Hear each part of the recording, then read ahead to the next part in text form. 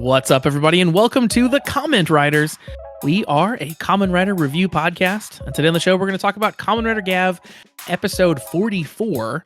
I'm your host, Josh Meek, the Uber Geek, and I'm joined, as always, by my good friend, Toby Tobes. How's it going, Toby? I think the next time that one of these series hits us with a clip show, we too are going to do a clip show. Oh. This is like one of promised vacations, but I don't get them. The same vibe. Like they didn't have to work this week. Why do I have to? Yeah, but you realize that like one of us has to work in a clip show, and someone has to go get the clips and put it together. Yeah, it's easy. I just randomly go pick some old episodes and chop and screw stuff in there, ready to go. A clip show would be fun for you and I. It would just be like a lot of work, like more work than the average episode. It would not be a vacation. Just can't win. or maybe it would be a vacation for you, and it would be like 3 times as much work for me. I'd help you find the clips. Okay, that's good. That's good. Yeah, just be like, Josh, find the first 20 minutes of every episode, just slam them all together into like one big episode. That actually would be a really funny, like when they get around the inevitable clip episode, if we just put out a clip episode as well, just in solidarity. That'd be perfect. Do we do a clip show of us talking about the show? No, so that's what we should do. We should figure out what clips they're using, figure out what episode they came from, and then find in our episodes where we talked about the things that they're showing in the clip show, and just like cobble it together that way. Wow. And now it's a lot of work. But yeah. we could do a clip show where we talk about it being a clip show, but then it just never is. It's like, do you remember that time that we talked about, and it's just a completely new topic that we've never touched on before? South Park did that. There was one of their early mid episodes where, like, I think like the first season or two, they basically like redid an entire episode, but it was just a little bit different. So everything that you thought you remembered, or like that you saw, like the kids misremembered going forward. So it'd almost be the same thing where they're like, remember the time that crazy dinosaur ran us off the road, and then like they'd have memories of things that didn't really happen, but they would play it off like a clip show, or it was a clip show, whatever. That's pretty great. Yeah.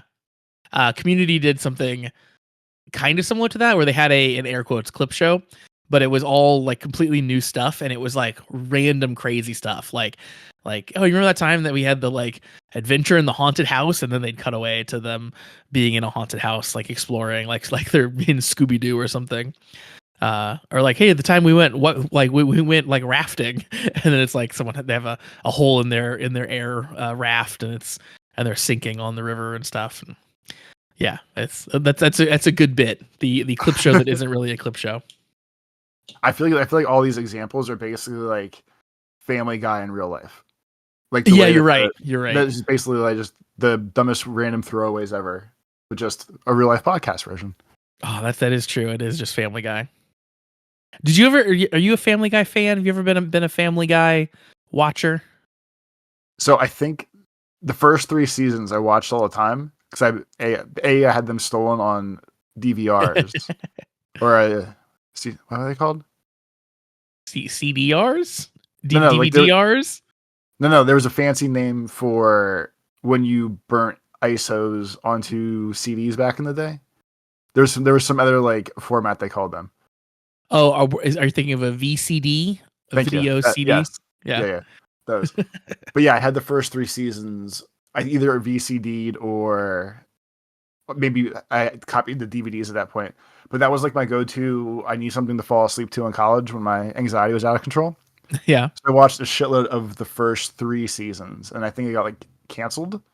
And then whenever it started coming back, I just slowly lost more and more interest because it seemed like they leaned heavier and heavier into the, hey, remember the time, again, like the dinosaur ran us off the road, and it was just constantly throwbacks to things that never happened just to try to do like a topical dumb joke kind of deal.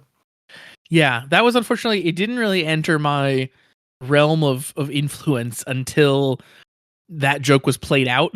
So it was like me really like kind of coming like knowing about the show was also the same point where everyone was starting making fun of the show for doing that bit over and over and over again. So I never had an untainted Family Guy experience, and it was always just like it's that show that makes that same joke over and over again.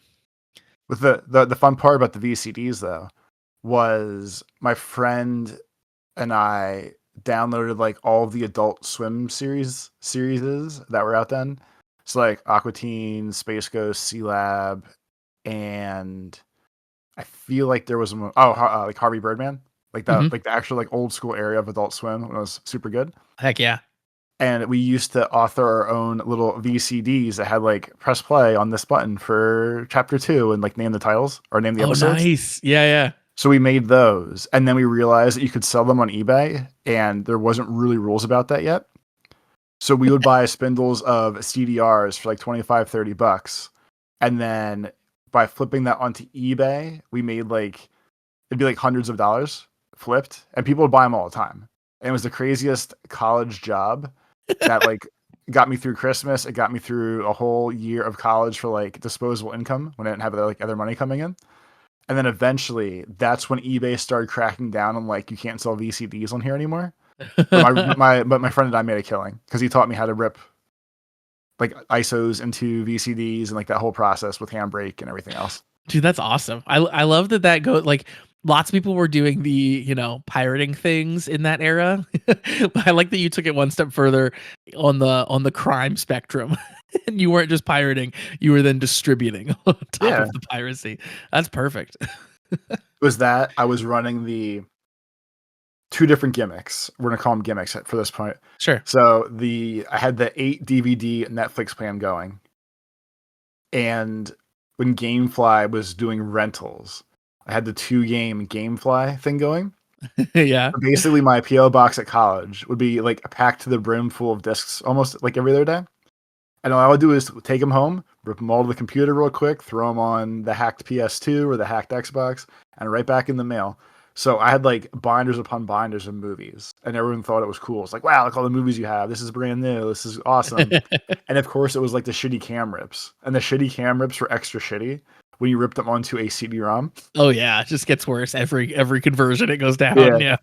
but yeah, all that was uh fun too. And then I used to always laugh because the dumb FBI warning, like the don't copy that floppy FBI warning in the beginning, it's like 25,000. It's like 5 years in jail and $25,000 or like 10 mhm. and 25 or whatever.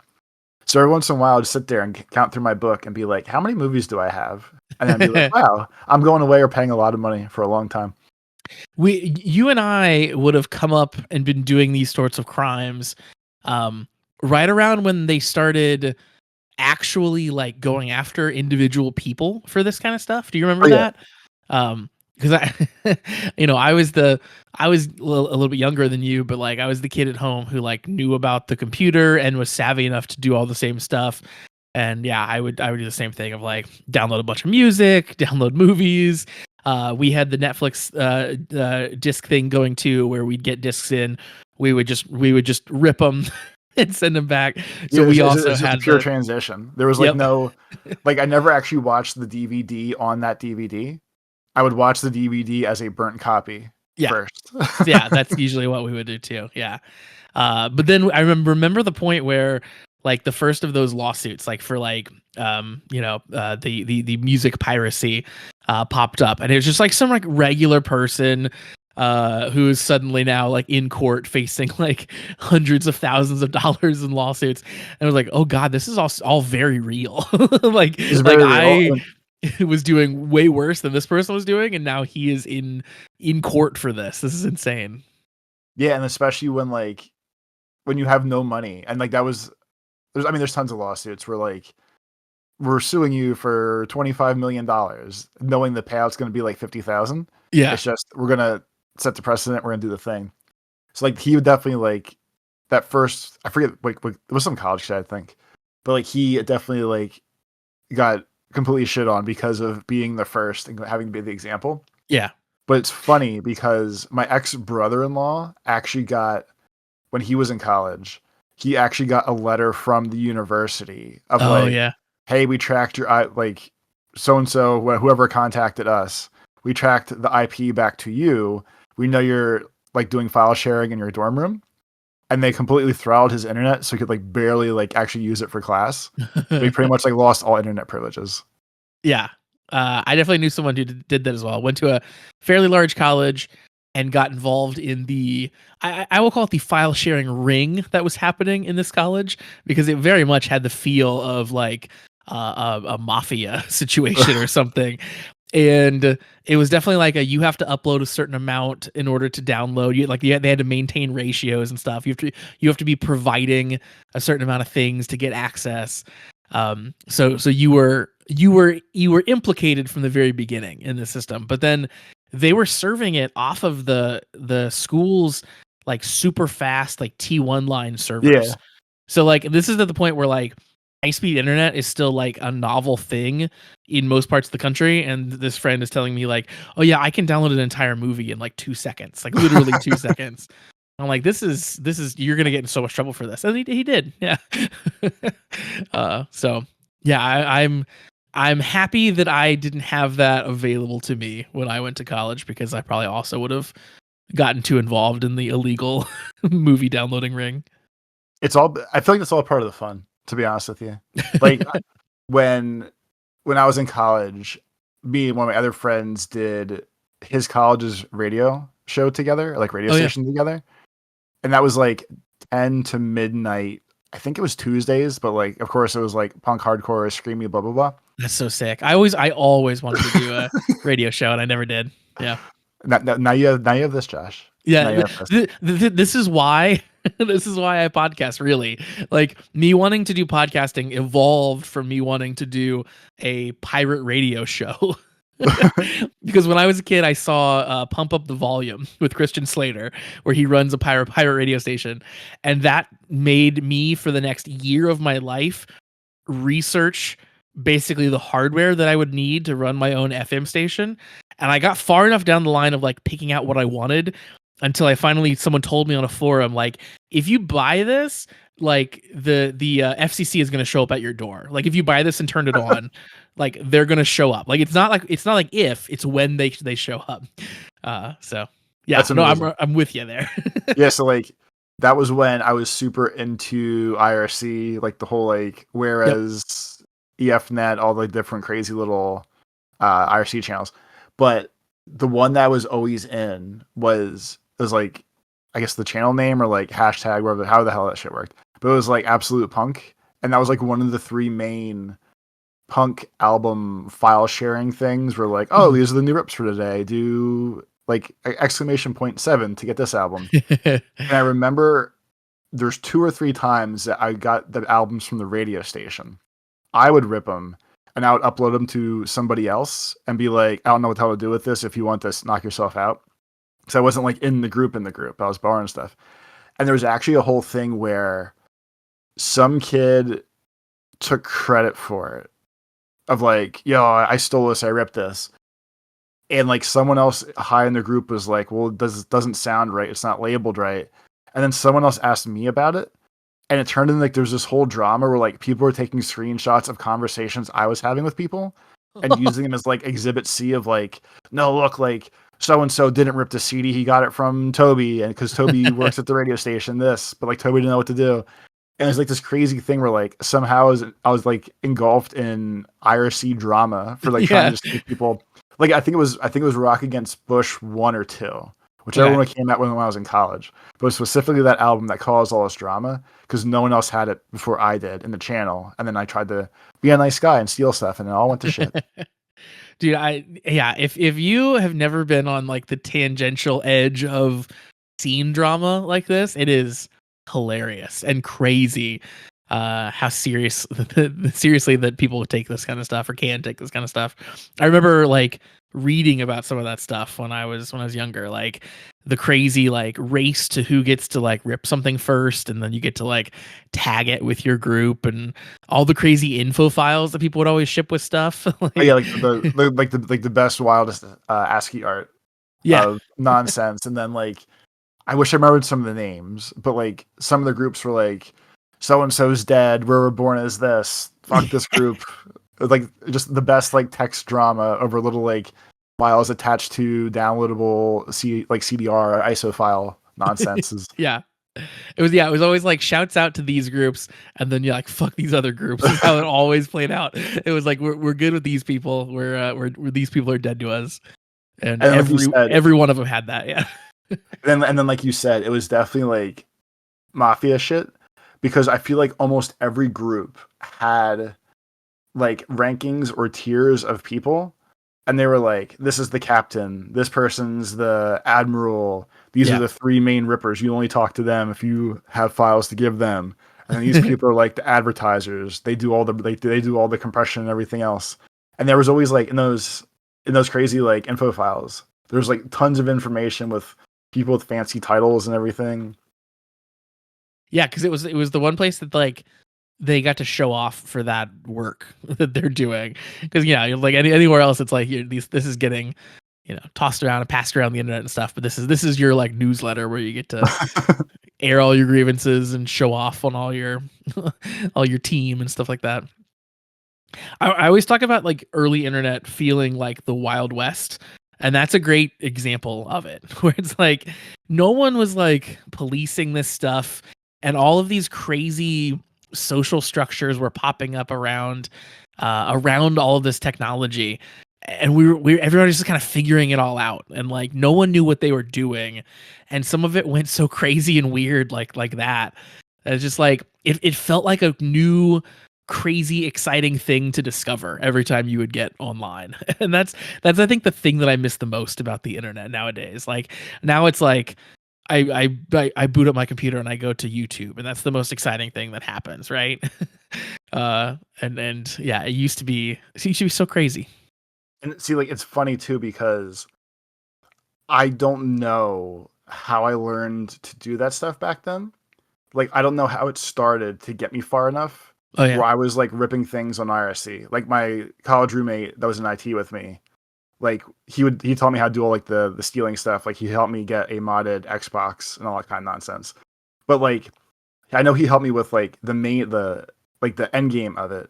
But I don't remember how I got into the beginning part because even back on when I was on AOL, like OG AOL, I was probably 12, 13.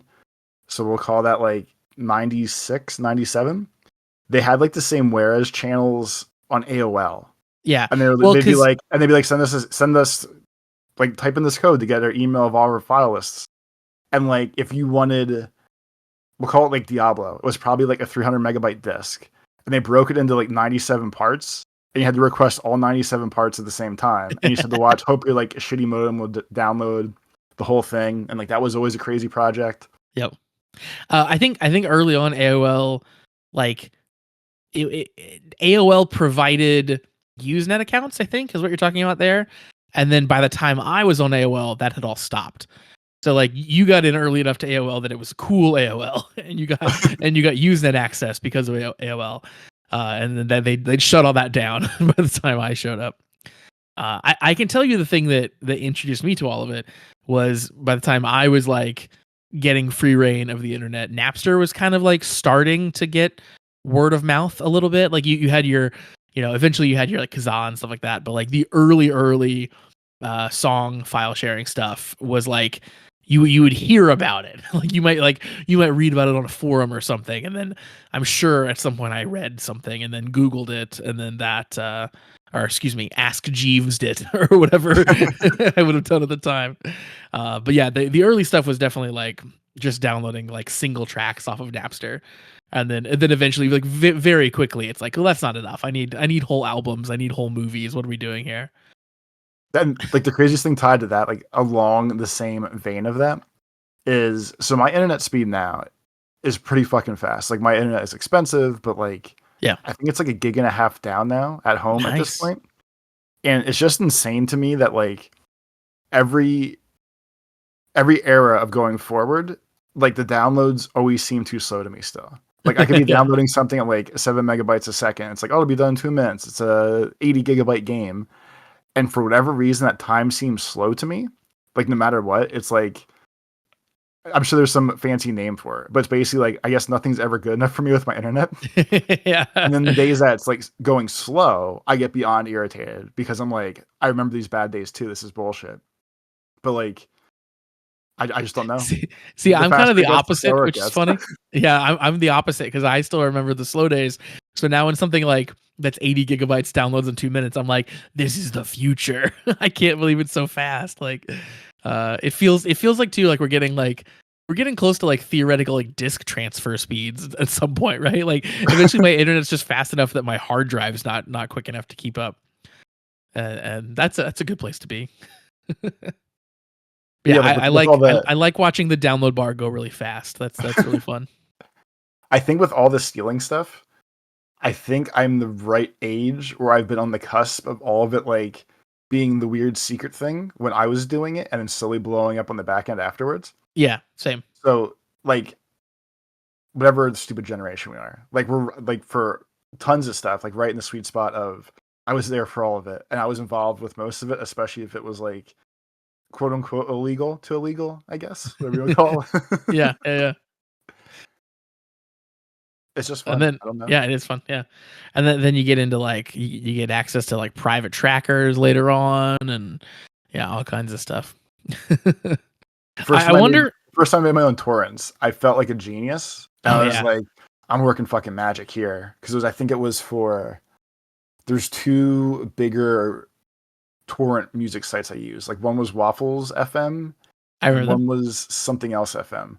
But those were the ones I was like, if I learn how to rip torrents, I can put CDs on here, which I can get more CDs. And like it's always I think it's like always been music driven for whatever insanity I was doing, just because I wanted to find more bands. So there's at least a nice part of that. And I think the reason I buy too many records now is I feel like I'm paying back the bands for all the years I stole shit from them. Okay, that makes sense. That's the mental gymnastics I do to justify it. Like I feel better that like the album gets like ripped today and released. I'm gonna download it instantly. But if I like the band, I'm also gonna buy the record later, which is like the excuse that everyone tries to use with the pirating software shit of like, no, if it's good, I'll buy it. But like, I'm actually one of the people that do that, and I feel a little bit better about myself for like justifying. Like, I have an almost 2 terabyte hard drive filled with MP3s, starting from like when I was 13 until now at 42, where I've transferred it across like generations of my life, and I can't lose that. But that's a lot of fucking music. Yeah, kind of in the same way as you. Like a lot of my, uh, the bands that I like have gotten theirs from me, despite me stealing their music early on in my life. Because yeah, like you go back and you buy vinyl, you buy concert tickets, whatever. Like I've definitely spent a lot of money on bands that I have also stolen their music. So I don't feel super bad about that. Yeah, when it comes to games and stuff, like I don't know, like file sharing and file downloading and stuff, and like it, definitely is wrong. Like I understand that it's like morally, not not just, but like it also is just it's a copy, right? Like I'm not taking a copy, not taking the singular one from someone else. And like I don't know, when I was stealing video games on the internet, it was also a time when I didn't have the money to buy those games myself too, right? So it's like I don't know, it kept me in the hobby to where I am now, where I'm buying games again. So I don't know, was it so bad? Maybe it was, maybe it wasn't, but I don't think it's not clear cut, I guess. And like also because I'm partially insane, um, I definitely do the pirate the games first, and if I like it, I buy it. And it's really only because if I want achievements for the game, they won't work if I don't have it through Steam, and that will drive me nuts enough where I will buy the game through Steam after playing a shitload of it, like torrented, stolen, whatever, just because I want the achievements for like Yeah, for sure. tracking. Yeah, achievements are a huge part of uh achievements and like the pervasive online nature of most games are the two big reasons why it's just usually not worth it to try to steal a game at this point. It's like I want to get the achievements, I want to play it on my normal account. I don't want to jump through a bunch of hoops for getting all that to work. And then it's like I want the like automatic updates. Like I want to be able to play online. Like I just want that stuff to be easy. Um and yeah, I have the luxury of being able to, pay money and make that easy. So It's all coming together. it is. That was a little walk down memory lane for you and I. And that's in fact, Toby, what Common Writer Gav did this week as well, was walk down memory lane. What a swerve, or what a great transition, or whatever the hell we're gonna call that. So yes, we spent some time here talking about random stuff because the talk for this episode I think is going to be pretty short. Episode 44 of Gav, as we said, was a clip show. Um, it was framed, I think, in an interesting way. It was maybe one of the better clip shows that I've ever seen, because we reintroduce the young boy from episode 1 of Gav, the boy that first finds Shoma when he lands on Earth and helps him out, and that boy happens to run into Shoma again, and they get to reminisce, and that's where the kind of the clip show kicks off. And I thought that was a really cool narrative device for why we are doing a clip show. I mean, like, all things considered, they did a really good job in general, I think, of how they did the clip show, because a chunk of it was him, a chunk of it was like the Stomach family talking to each other, but like to us as like a sales pitch of like, so this is what the Stomach Factory did, and this is how we started making our snacks, and this is how we did this, and then all this bad shit started happening to us, and now we're in like the dark timeline, and here's everybody in heaven basically just chilling. And but yeah, I think like all the wraparounds were really pretty good. Like the little kid one in general was fun because he saw his buddy Shoma happy, and he was like, I never thought you were a monster, even though my mom yelled it. And then Shoma was like, oh no, I don't care. He's like, check all this stuff out. Like, I make good cheeses now, and here's my snack book. I love my snacks still. And here's this, and here's this. And then like even the little kid's like, that girl's here, and he's like, no, Sachika knows what I do. It's okay. Like we'll all hang out. We're cool. I thought it was so cute that Shoma's instantly like showing him all the stuff. Like, look at these little guys. Remember these? And like, look, I've tried so many different foods. Let me show you all the pages of my book. And that was really, really cute. Also, getting to see Shoma's food journal, like the pages of that where he's like drawn the pictures of Gochizo and stuff, was pretty cool. I liked that. Yeah, like for like, not that it's a main plot point or needs to like be analyzed, discussed, whatever, but the fact that they actually filled the book out in some way, shape, or form enough where we had an episode now of, hey, by the way, here's like, look, this is my fancy book. I actually made it. Here's all this. Isn't this cool? And they're like, wow, it actually made the book for him. Yeah, very, very cool. And then like when he's taking the boy home, I love that they readdress why they're called common riders. He gets to re-explain. It's like, well, I wore a mask and I ride that thing looks like a bike. I'm like, oh, okay, that makes sense. And then I loved that the boy, like, he gets that kind of a touching moment with the boy where the boy's like, am I gonna see you again? Like, yeah, of course. Like, I thought that was cool. The boy wanted to stay friends with Shoma. It was very heartwarming. Oh, it was. And even like for the start of that piece, they're all like, wait, why do you know that weird old guy? And the kid actually like panicked, stopped, had the foresight to go, no, I can't blow up his spot. And just like made up a lie for him to his friends of like, oh, it's Stranger Danger Shoma. He keeps stuff. We're cool. And just that's what he called it. That was the joke in the first episode. Was like he was yelling Stranger Danger because Shoma was following him. But yeah, like that, like the kid part was very good. Yeah, for I like that little a lot. Story within the story. Obviously we don't need to touch on like all of the stuff that we see in flashbacks. One thing I did want to point out was we hadn't like seen 100% confirmation of it before. But we did get a little scene where like they made it very clear that Longo had killed Shoma's dad. Did you notice that? Like there's that scene where like the dad's sort of like falling and like Longo's kind of standing over him like, okay, well that's done. Yeah.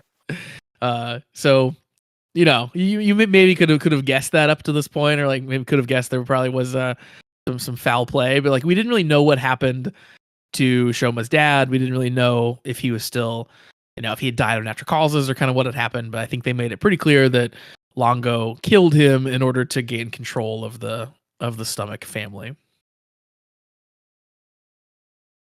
And then we got, you know, we get an explanation of the door dimension, which I think is set up for the movie. So that's kind of what the back half of this is.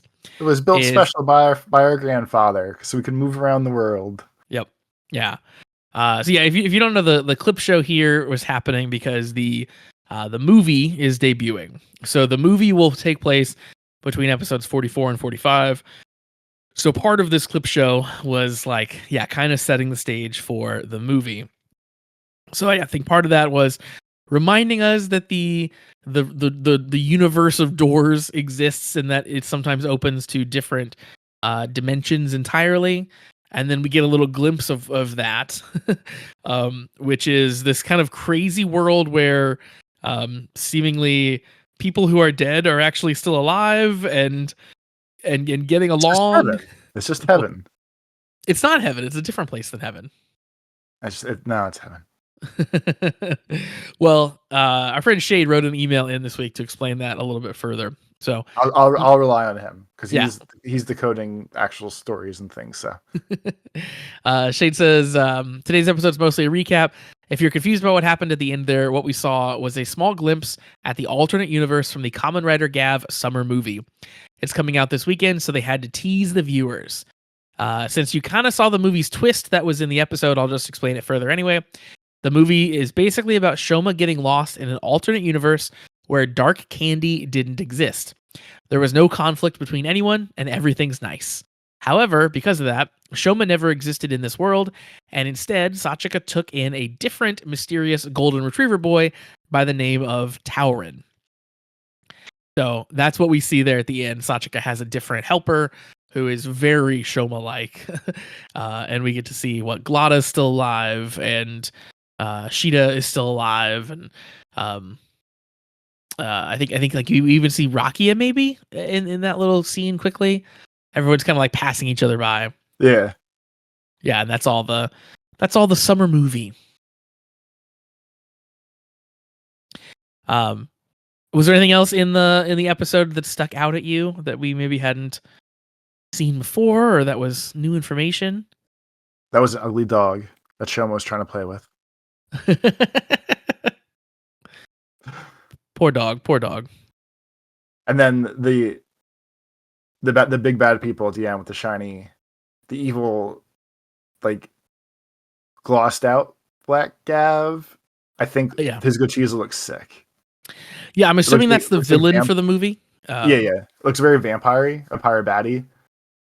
So I think like the Gochiza looks sick, and I was like, okay, this is cool. Like a little possibly future end game of the show piece as well. I guess we'll have to see, but maybe not. Yeah, it was really cool. Like his gavv looking like both. It was like a gothic industrial because it was like vampire, but also like metal and tubes and stuff. And yeah, it was a cool vibe. But yeah, not really too much else I don't think to say about the episode. Because it was mostly what we'd seen up until this point. But we did get a little bit of, confirmation about how things work, and we got a little bit of more information about the Shoma's dad dying. I thought it was like actually like fun, flashbacky, interesting, whatever. They showed Shoma's first henshin again. And him being like shy and scared and not understanding what was happening, and the way that they like slow built the armor on him for that first time, and like you watch the gummies kind of stick and like build on that, was like just a fun flashback of, oh yeah, this is how it started. Like he used to be real coy and shy, and then there was another like little funny one where when he was talking about his new forms and like, oh, here's the marshmallow, here's this, like Sachika just chimes in, she's like, yeah, you look pretty funny as a marshmallow guy. I think that's just like, it was more so like all the little nods that were not the flashbacks. Like again, like you said, they did a way better job than I feel like Gotchard had one, but I don't remember it being like as fun as this one was. Yeah. Even though it's boring that this is an episode this week. Yeah, I agree. Yeah, I mean, like obviously it's not my favorite episode of gavv that's ever happened, but like it was cute, it was charming, it was fun to revisit the flashbacks. Even like I don't know. I guess I sat here and like it occupied my attention for a half an hour, even though I'd already seen most of what was happening. So like they did do a good enough job to keep my attention, even though it wasn't new stuff. So that is that I think that's a feat in and of itself for an episode like this. We also got to see like cool glasses off Nielv for a second, and I don't know, he looks way tougher without his glasses on. I guess all those movies I saw in the 90s were true. As soon as the nerd takes the Yeah, you gotta glasses pretty him off. up. He throws the hair back. You gotta Exactly. pretty yourself up. You're ready, good to go. Yeah, we did the extreme makeover on the elf, and suddenly he's a hot girl ready for prom. That's what you gotta do. Yeah, so that is the episode. As I mentioned, we do have an email address. We'll jump back over to the rest of Shade's email here. The email address is cast@commonwritersucks.com. Once again, that is cast@commonwritersucks.com. If you want to send us an email, it can be about anything you want to talk about. We would be happy to receive it, happy to read it on the show. And like I said, this email does come in from Shade. Shade did tell us a little bit there about what's going on with the movie, why we're getting a clip show this time around. But then Shade goes on to talk about Kamen Rider Zetsu a bit more, which I do want to touch on as well, because we got the third teaser trailer for Zetsu this week. Nothing really groundbreaking going on there, but a little bit of like dancing around doing karate moves, which is how Shade here describes the Zetsu form. Shade also says that Zetsu has been confirmed to cameo in gavv's summer movie, so I'm expecting that we'll be getting a proper trailer around this weekend or next. Remember to stay tuned until that happens. And in the teaser trailer, Shade says what's interesting is we actually get a glimpse of some footage of the show in the background of the teaser. When you guys discussed Zetsu last time, Toby expressed that he's worried that it will be another green screen heavy show like King Oger. And I think that footage we can see can lessen his worries a bit. From what we can see in the footage, it seems like Zetsu is still filming at real locations like the forest or a warehouse, just like regular Kamen Rider shows do. Until they get in that quarry, I'm not going to be happy. Yeah, we gotta. Yeah, we need to start rating Kamen Rider shows on like time to quarry. How long does it take until we end up in the quarry? what's your TTQ? I feel like like this. They're probably like the second week, because I feel like the first week they kind of like you learn your path. Actually, I don't know, because if we're fighting in dreams, maybe there's no quarry in your dreams. I've never had a dream about a quarry. I'm gonna start dreaming about a quarry tonight just to make sure that there are quarries in my dream. That's how you're going to will it in. Yeah, exactly. I'm gonna will this into existence. It'll be like in wrestling, like lend me your power, and then I'll start dreaming about quarries. Shade says if you asked me, the teaser also kind of sold me on the Zetsu suit. I was pretty at first, but I like how nimble he looks in the teaser. Obviously, the suit is super lean and simple, so the suit actor will be able to perform stunts a lot easier. I really liked it when he did a little spin there. That was really cool.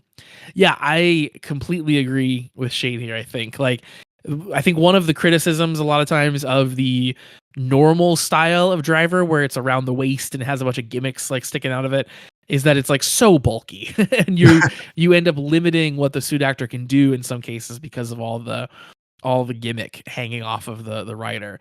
And seems like the whole design principle for Zetsu seems to be keeping it very sleek, because the driver around the chest obviously frees up the movement a little bit better, and the driver is like kind of so thin and small that even being on the chest, it doesn't really like hinder anything there either. And yeah, the whole suit, like the lines in the suit look very sleek and look very fast. I think they're trying to go for something that makes it so that the suit actor can really move around. Obviously it's fun when they're in giant marshmallow suits, but it also is cool when we get to let some of these people shine with their crazy choreography too. Go back to the old days. Shade goes on and has some things from the producer's blog for us. The blog starts off with a couple fun facts. This episode is written after the Cho Ai Sai concert. I don't know. Do we know that concert? I don't remember that. Producer the name doesn't Takebi sound familiar to me, but I'm not the best source. Is that the horse concert? That might be the horse concert. The like Umas. the horse guys? Yeah, the Umas. Anyway, producer Takebi mentioned that they were all stuck at the venue discussing the script because everyone involved in the show is at the concert. The title of the episode is A Dazzling Moment That Will Never Return. This is the second line in the lyrics of the opening song Got Boost. That's fun. Also, this is just an observation by me here, but the next episode's title is the second line of the opening themes lyrics. So I think they're slowly counting down to the finale using the OP's lyrics. But hey, That's that's pretty just funny. a theory. That is pretty cool. Yeah, we'll have to see if that continues to be true as the episodes come out. Of course, in this episode, we get to see Hajime, the kid from episode 1 again. The staff was surprised at how much he's matured in just over a year and made some comparison at how much Shoma's actor has grown in a year. And then they show us a picture of the cover for this episode's script. I didn't realize that they did this, but it's like a full page sheet of a Gochizo face, specifically the Chips Gochizo face. And that's, I guess, how they print up the scripts, and that's hilarious.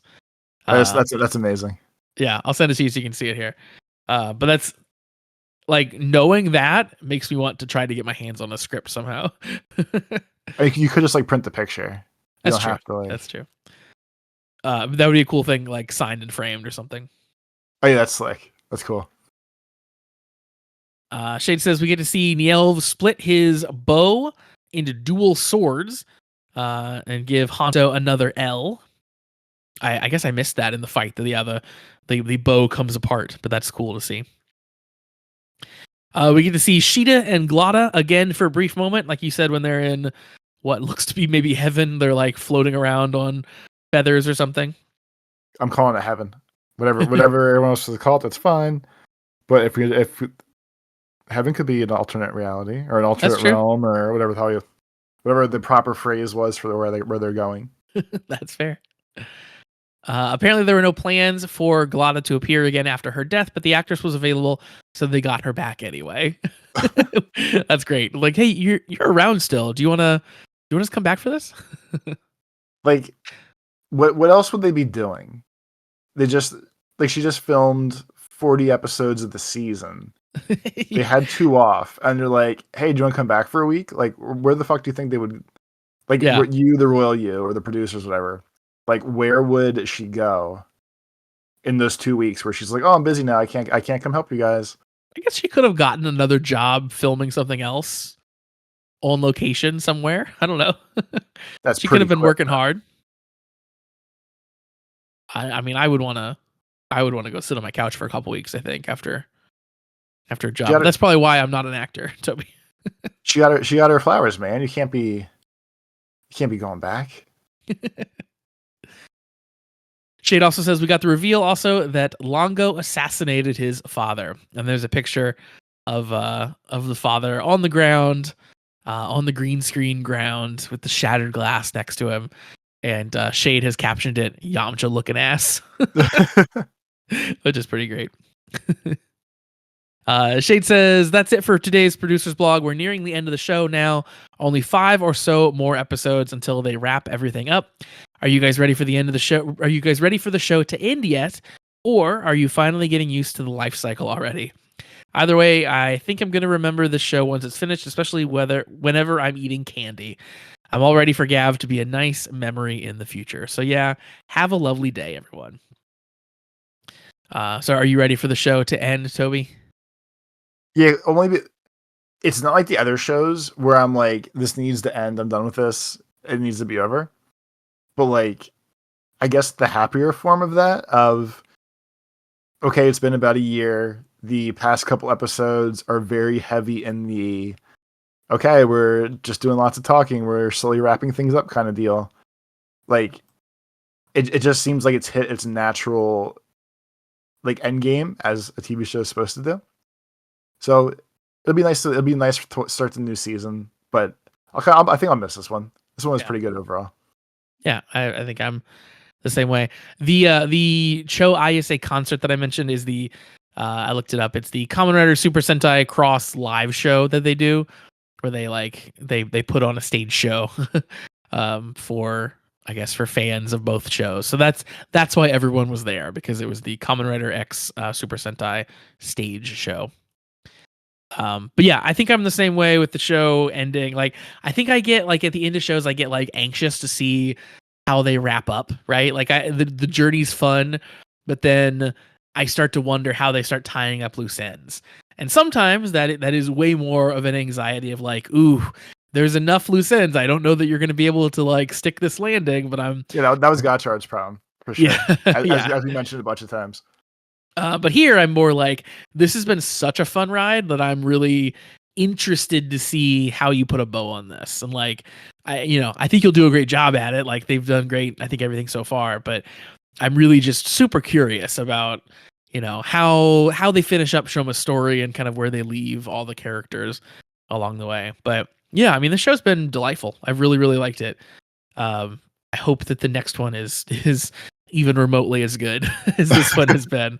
Because going in, this one like seemed like kind of a little bit of a wacky concept with the treats and some of the stuff like that we were seeing early on with the stomach and the food and stuff. But it's been it's been super fun, and they've created like this really really cool world around it. So I'll be excited to see the end, but I guess sad to see it go. Yeah, exactly. All right, so that does wrap us up for emails for this week. Once again, emails are cast@commonwritersucks.com. That is cast@commonwritersucks.com. We also have a Patreon, Toby. Patreon.com/thecommentwriters is where you can find that. If you sign up over there for $3 a month, you get access to all the bonus content that we have ever put out, which is a ton of stuff. We are over there watching Sentai right now. We're watching Don Brothers and Ghost Yuger. If you want to check those out, you get to watch along with us every single week. In the past, we have watched through all of Boon Boomjer, all of Kamen Rider Black Sun, all of X8, including all the movies. We've watched a ton of stuff and adding more to it every single week. So $3 a month, get you in there and get you access to the Discord as well, where all kinds of nonsense is going on at all hours of the day. So that's a fun place to hang out. And yeah, like I said before, really one of the main places that I am looking at on the internet these days. Pretty much the only social media that I'm doing anymore. It's just talking to you all in the Discord, which is fun. So again, patreon.com/thecommentwriters. And also, you do not have to pay to get content from the Patreon. You can just follow it for free. And then we have a pinned post up there with some sample stuff. If you want to see what it's like, you don't have the money right now, whatever it might be, you can get the first episode of a lot of the series that we've done, and you can check it out, see what you like, see if you want to spend the $3 and have a little taste, if you will. Yeah, your first Dark Confections free. we learned from the Stomach family, exactly. All right, Toby, why don't you tell the people where they can find you on the internet? On Twitter, it's Life of Tobes. On YouTube, it's Tobes Plays. And on Retro Achievements, it's Tobes Plays as well. And I'm on Blue Sky at meek.lol. And the show is also on Blue Sky at commonwritersucks.com. So give the show a follow. And yeah, that is going to wrap us up. As always, give the show a review if you're on a platform that allows reviews. If not, just give it a follow, give it a subscribe. Tell a friend, especially as we're getting close to the next season, and that's starting to ramp up. Now's the perfect time for someone new to jump in and start listening to the Comment Writers and start watching Kamen Rider itself. So give that a thought. We hope you join us back here for next week for another actual episode discussion, not a clip show. And in the meantime, we hope you have a great week, everybody. Peace.